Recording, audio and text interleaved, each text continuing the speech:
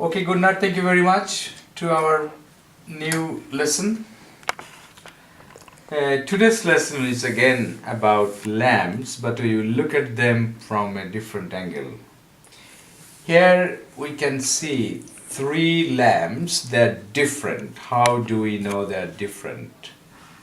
They're connected to 15 volt and the lamps are connected in series, and we see a current 47 milliampere passing through them. But the lamp in the middle is hardly visible. We can increase the voltage until we see that the lamp in the middle is also on. And let us see how much we need to go. It's 22 volt. We are at 30. At 30, now we see a little bit of that. The tungsten is on, but it's not as bright as the other two. This one is most bright, and then this one and this. Now they have different light. That means although they have the same current passing through them, 70 milliampere, but there are different voltages over them, and we can have a look at it by measuring the voltage. Here the first one, it's more than 20, it's 24. Here we have less than 2, 1.8. Here we have 3.89, around 4. So it's about 2, 4, 2 plus 4, 6, and here we have 24. So in total we have 30 volt.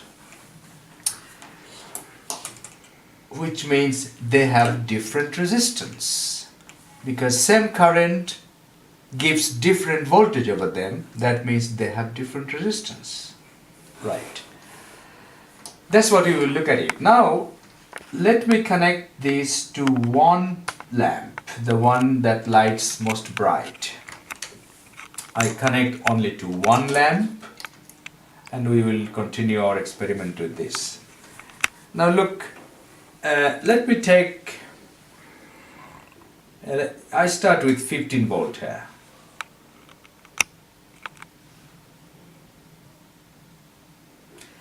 Now I have connected 15 volt from the power supply to the lamp, and I have a current of about 53 milliampere. Now look at 15, can we have a look at the whiteboard, Mr. Gunnar?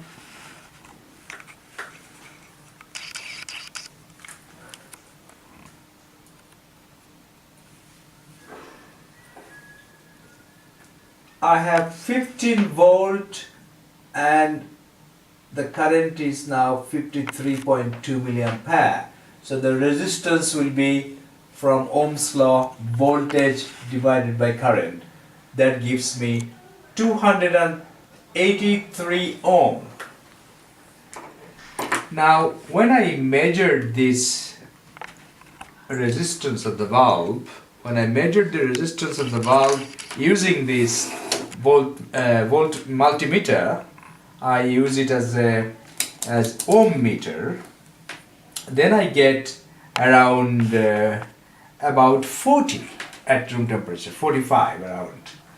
So at room temperature it has a resistance of about 45 ohm, and suddenly when I connect it to 15 volt, the resistance is 283. Now let me double the voltage from 15 to 30. Now the voltage is doubled. So voltage is now from 15 to 30 volt. Current is now from 53 to 80 milliampere. Now, according to Ohm's law, if I double the voltage, look here, if I double the voltage, the current should be double too. If I double the voltage, the current should be double too. But that hasn't happened. I increased the voltage from 15 to 30. The current has increased from 53 to not 106 but 80. Why? Because the resistance had changed. It is now 375 ohm. So resistance has increased as I increase the voltage. Because as I increase the voltage, the current also increases, which means the tungsten wire gets hot, gets much hotter, which means we get lot more free electrons moving across the circuit, and that makes it very crowded. Electrons cannot flow as fast, which means the resistance to flow of electrons or resistance to current flow increases. And that increase of resistance as a function of temperature is expressed from this equation. This is the resistance to temperature T. This is the temperature, and that is related to the resistance, for example, at 0 degree or room temperature. So R0 is the resistance at room temperature, that is T0. Alpha is the temperature coefficient, which is for Wolfram is 0.004 per degree Celsius. It's approximately, it's a little more than that. So knowing R0, alpha, T0, and measuring RT from this relationship, voltage by current, we can find out RT.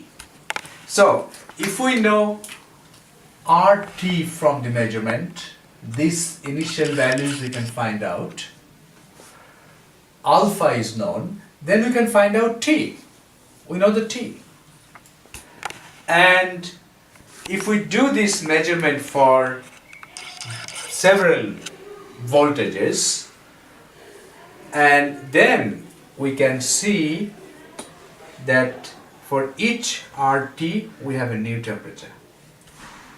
And then we can, from RT as a function of T, we can get a calibration curve. And from the calibration curve,